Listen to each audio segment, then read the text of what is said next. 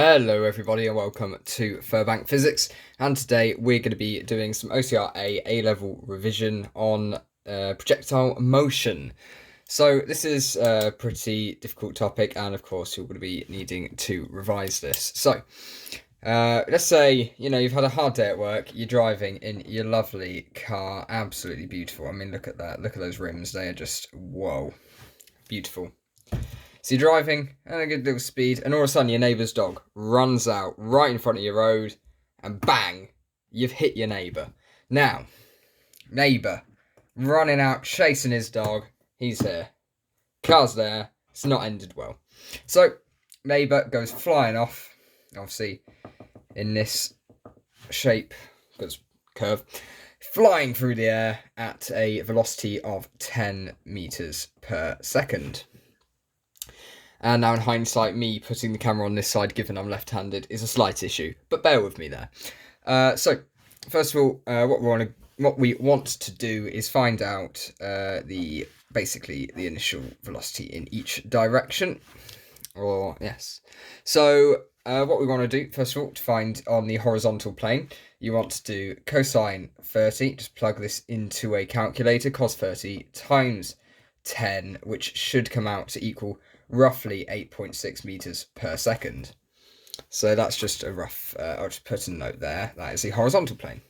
So we also want the vertical plane as well, and I'll explain why in a second. So you also want to do, to find the vertical plane, you want sine 30 times 10, which comes out to exactly 5 meters per second. So that's a nice, easy number to deal with.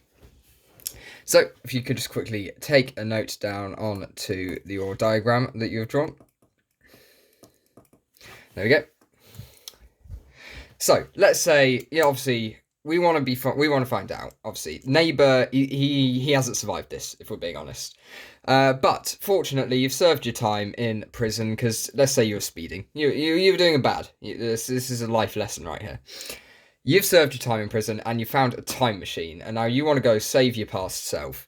So let's say neighbour, he actually, what may have hurt him a lot to the extent that it ended his life, was the hit on the ground. So let's say you wanted to put a mattress there, just to save him, travel back in time and save him with a mattress. We want to know how far away the moment of impact here is from where he landed, so where we need to put the mattress to save him.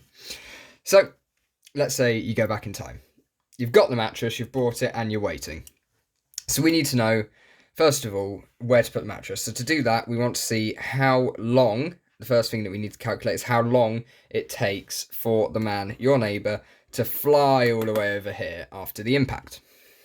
So you want to be using the equation because we don't know the distance yet, and we also don't know the time. So you want to use the equation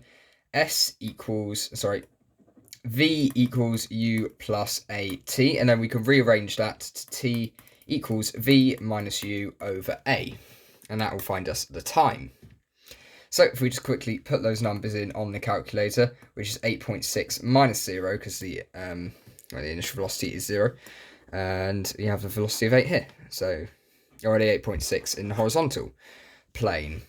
So you have 8.6 minus 0, and then you want to be over 9.81, because that is the acceleration due to gravity, obviously creating the curved shape.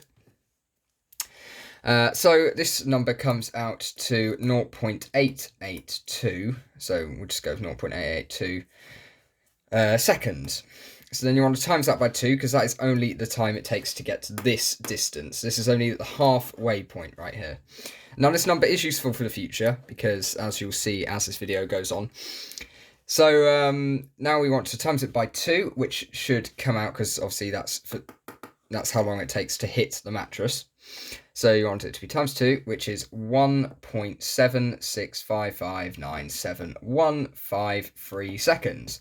And obviously I'm just doing full numbers, so it's easier for you to put into calculators if you're trying to do it along at home. So now we want to times that number, because this is in seconds, times the velocity, which is 8.6. So we're going to say that air resistance is negligible in this case, so you're not losing any velocity due to air resistance. So you want to times that number by 8.6, and then that will get you 15.2905187 meters. So let's say it's a meter long mattress. You want to be putting it at around 15.5 meters to save him. Useful. So now we know how far away we need to put the mattress. It's 15.5 meters. But let's say, as you've gone back in time, you're seeing the dog again. It's a really cute dog, and it distracts you. And unfortunately, you sort of messed up the timing, and the neighbour, well, he's 6 feet under again. So, fortunately, you have another time machine, which in this case is probably quite convenient. So you decide to go back in time and be a paraglider, and you're going to save the neighbour at his highest point. And now this is where art skills really come. Oh, look at that. That's beautiful. So this is where art obviously really comes into play here. So you want to save him at his highest point, which is right here. So we know the time that it takes to get to the highest point, which is 0.88 seconds. And for this equation, because we want to find the distance upwards, we want to find the vertical distance. We want to use the equation, because we're trying to find distance, obviously. Where's the best place to do it? To the top corner. S equals U times T plus half AT squared. So this is a fairly simple just sort of substitution here. S is obviously the distance that we're trying to find. And where am I looking here? Okay, there we go. Yep. We've got to do 5 times the 1.77 seconds figure, because it's 5 for the velocity upwards. This is the vertical plane. And then it's plus 0.5 times 9.81 times the 1.77 squared. So if you put that into the calculator, you get the distance as 6.462534104 meters upwards. So that is the distance here. So hopefully you have been able to save your neighbour, and you have saved your previous self here from being behind bars. Thanks for listening to my TED Talk. Don't forget to like, subscribe, comment, ring the notification bell, and, of course, leave a dislike on everyone else's video. Goodbye. Yeah, it's good.